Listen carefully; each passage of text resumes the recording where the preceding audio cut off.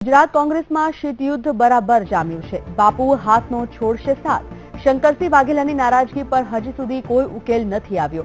કોંગ્રેસના ઉચ્ચ નેતાઓ પણ બાપુને મનાવવામાં અસફળ રહ્યા છે। અશોક ગેહલોત, રાહુલ ગાંધી, ભરતસિંહ સોલંકી પણ બાપુને મનાવી નથી શક્યા। છેલ્લા કેટલાય સમયથી બાપુની કોંગ્રેસ પ્રત્યે નારાજગી યથાવત રહી છે। હાઈકમાન્ડથી લઈ ગુજરાતના નેતાઓ નારાજગી દૂર કરી શક્યા નથી। બાપુ હવે કોંગ્રેસથી દૂર રહેવા લાગ્યા છે। બાપુ કોંગ્રેસના કોઈ પણ કાર્યક્રમમાં હાજર રહેતા નથી। બાપુએ કોંગ્રેસ સાથે છેડો ફાડવાનું મન બનાવી લીધું છે। બાપુ કોંગ્રેસ છોડશે તો કોંગ્રેસમાં ભૂકંપ સર્જાશે। કોંગ્રેસના 15 જેટલા ધારાસભ્યો પણ પાર્ટી છોડવાની તૈયારીમાં છે। કોંગ્રેસમાં મહત્વનું નહીં મળતું સ્થાન, જેથી કરીને બાપુ સાથે જ ધારાસભ્યો પણ નારાજ છે। બીજી તરફ કોંગ્રેસમાં જે અસંતોષ છે તેનો લાભ લેવા માટે બીજેપી તત્પર છે। બીજેપી કોઈ પણ ભોગે મિશન 150 પાર પાડવાના મૂડમાં છે। સૂત્રો દ્વારા મળતી માહિતી અનુસાર બાપુ દ્વારા તમામ ફોર્મ્યુલા ઘડાઈ ચૂકી છે। ટૂંક સમયમાં બાપુ કોંગ્રેસ છોડવાની જાહેરાત કરી શકે છે। મોદીની ગુજરાત મુલાકાત સમયે તમામ નેતાઓ બીજેપીમાં જોડાઈ શકે છે। નરેન્દ્ર મોદી 29મી જૂને ગુજરાતમાં રાજકોટની મુલાકાતે આવી રહ્યા છે, ત્યારે બાપુને મનાવવામાં કોંગ્રેસ નિષ્ફળ રહ્યું છે।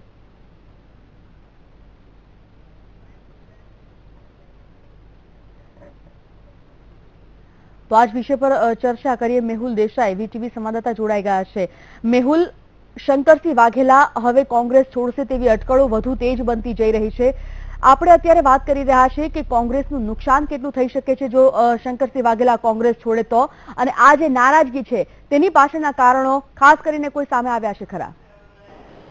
ચોક્કસથી સંજીવની, ખાસ કરીને જોઈએ તો શંકરસિંહ બાપુની જે નારાજગી છે, નારાજગી બાબતે છેલ્લા ઘણા સમયથી ચર્ચાઓ જાગી છે। ખાસ કરીને વાત કરીએ તો શંકરસિંહ બાપુની જો છેલ્લા ઘણા સમયથી જે કાર્યક્રમો છે કોંગ્રેસના, તેમાં તેઓ ઉપસ્થિત નથી રહ્યા।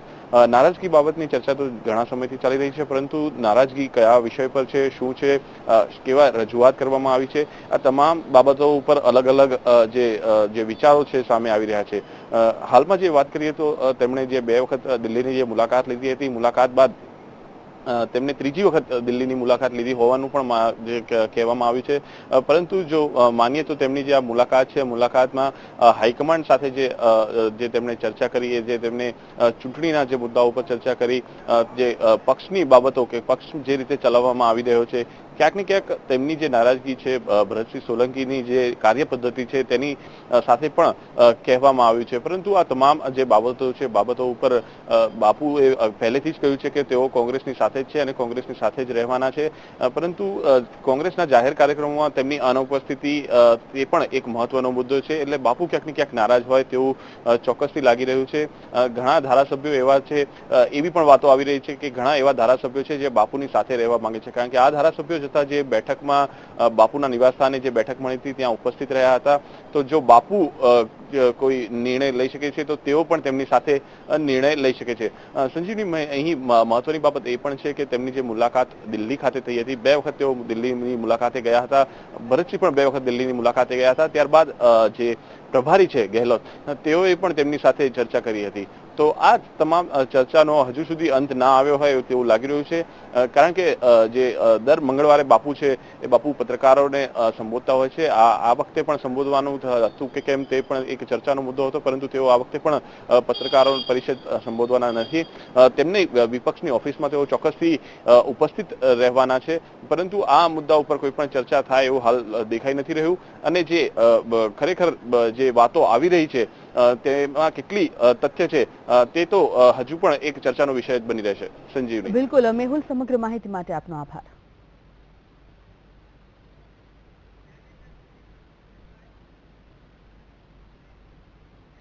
કોંગ્રેસમાં છેલ્લા ઘણા સમયથી ખેંચતાણ ચાલી રહી છે, ત્યારે શંકરસિંહ વાઘેલા કોંગ્રેસ પક્ષમાંથી છેડો ફાડે તેવી શક્યતા છે। ત્યારે બીજી તરફ કોંગ્રેસના નેતાઓ સબસલામતના દાવા કરી રહ્યા છે। કોંગ્રેસ છોડશે બાપુ, કોંગ્રેસમાં જૂથવાદ ચરમસીમાએ। છેલ્લા ઘણા સમયથી કોંગ્રેસમાં ખેંચતાણ ચાલી રહી છે, ત્યારે કોંગ્રેસમાં થતા વારંવાર અપમાનથી શંકરસિંહ વાઘેલા કંટાળી ગયા છે અને આ જ કારણને લઈ શંકરસિંહ વાઘેલા કોંગ્રેસ પક્ષ છોડવાનો મૂડ બનાવી લીધો છે।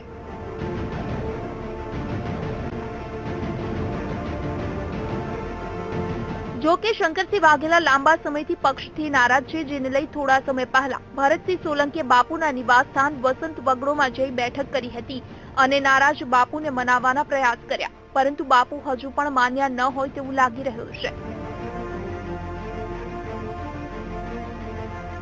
તો શંકરસિંહ વાઘેલા સાથે કોંગ્રેસના 8 ધારાસભ્યો પણ પક્ષ છોડવાના મૂડમાં છે. એટલે કે જો બાપુ કોંગ્રેસ છોડશે તો 8 ધારાસભ્યો પણ કોંગ્રેસ પક્ષ છોડે તેવી શક્યતા છે. કોણ કોણ કોંગ્રેસ પક્ષમાંથી છેડો ફાડી શકે છે તેના નામ પર એક નજર કરીએ. ગોધરાના ધારાસભ્ય સી.કે. રાહુલજી, ભિલોડાના ધારાસભ્ય અનિલ જોશિયારા, પ્રાંતિજના ધારાસભ્ય મહેન્દ્ર બારિયા, બાલાસિનોરના ધારાસભ્ય માનસી ચૌહાણ, જામનગર ગ્રામ્યના ધારાસભ્ય રાઘવજી પટેલ, માણસાના ધારાસભ્ય અમિત ચૌધરી અને સિદ્ધપુરના ધારાસભ્ય બલવંતસિંહ રાજપૂત કોંગ્રેસ પક્ષ છોડી શકે છે. તો શંકરસિંહ વાઘેલાના પુત્ર મહેન્દ્રસિંહ વાઘેલા પણ કોંગ્રેસ સાથે છેડો ફાડી શકે છે. એટલે કે રાજ્યસભાની ચૂંટણીને લઈ બાપુ એક કાંકરે બે પક્ષી મારવાના મૂડમાં છે. તો શંકરસિંહ વાઘેલા સહિત 8 ધારાસભ્યો કોંગ્રેસ સાથે છેડો ફાડી ભાજપમાં જોડાય તેવી શક્યતા છે. સૂત્રો તરફથી મળતી માહિતી અનુસાર શંકરસિંહ વાઘેલા અને અન્ય ધારાસભ્યો ભાજપના ઉચ્ચ નેતાઓ સાથે સીધા સંપર્કમાં છે. તો શંકરસિંહ વાઘેલા આગામી સમયમાં કોંગ્રેસમાંથી સંન્યાસ લે તો નવાઈ નહીં. Bureau report, VTV news. કોંગ્રેસનો જૂથવાદ હવે ચરમસીમાએ પહોંચ્યો છે. એક તરફ શંકરસિંહ વાઘેલા કોંગ્રેસ પક્ષથી નારાજ છે, તો બીજી તરફ કોંગ્રેસના નેતાઓ સબસલામત હોવાના દાવાઓ કરી રહ્યા છે. ત્યારે ખરેખર શું હકીકત છે તે જોઈએ.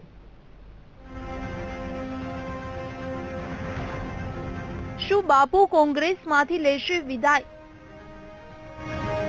શું બાપુ ભાજપમાં જોડાશે? શું બાપુ કોંગ્રેસ પક્ષથી નારાજ છે? આવા અનેક સવાલો ઉઠી રહ્યા છે. કારણ કે એક તરફ શંકરસિંહ વાઘેલા કોંગ્રેસ પક્ષથી નારાજ છે અને બીજી બાજુ કોંગ્રેસના નેતાઓ સબ સલામતના દાવા કરી રહ્યા છે. પરંતુ કોંગ્રેસ પક્ષ જ શંકરસિંહ વાઘેલાને પક્ષમાં રાખવા ન માંગતા હોય તેવું લાગે છે. આવું શા માટે કહ્યું તે કદાચ સવાલ થશે, પરંતુ આવું એટલા માટે કહ્યું કારણ કે મહેસાણામાં પાટીદાર યુવાન કસ્ટોડિયલ ડેથ મામલે કોંગ્રેસે રાજ્યપાલને આપેલા આવેદનપત્રમાં શંકરસિંહ વાઘેલાનું નામ ગાયબ હતું. બાપુનું નામ ગાયબ. જોયું ને કે કોંગ્રેસના ઉચ્ચ નેતાઓના નામ આવેદનપત્રમાં છે, પરંતુ બાપુનું નામ ગાયબ છે, જેને લઈ કોંગ્રેસમાં ખળભળાટ મચી ગયો છે. જો કે બાપુએ આવેદનપત્રમાં સ્વહસ્તે નામ લખી હસ્તાક્ષર કર્યા હતા. આમ કોંગ્રેસ વારંવાર ભૂલ કરે છે કે ઇરાદાપૂર્વક બાપુનો છેદ ઉડાડે છે, કારણ કે યુથ કોંગ્રેસના કાર્યક્રમની આમંત્રણ પત્રિકામાં પણ બાપુનું નામ ન હતું. પ્રદેશ કોંગ્રેસની ઓફિસ પાસે લાગેલા પોસ્ટરમાં પણ બાપુ ગાયબ હતા. પરંતુ બાપુ કોંગ્રેસના પ્રતિનિધિ મંડળ સાથે જોડાશે તે અગાઉથી જ નક્કી હતું.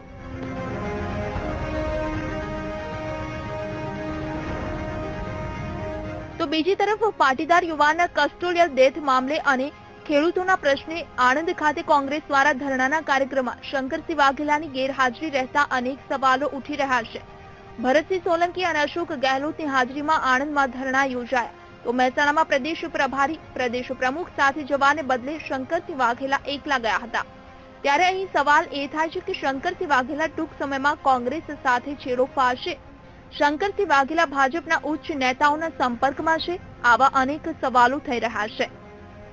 મહત્વનું છે કે છેલ્લા કેટલાય સમયથી કોંગ્રેસ હાઈકમાન્ડ અને મુખ્યમંત્રીના ઉમેદવારને લઈ શંકરસિંહ વાઘેલા નારાજ છે. Bureau report, VTV news.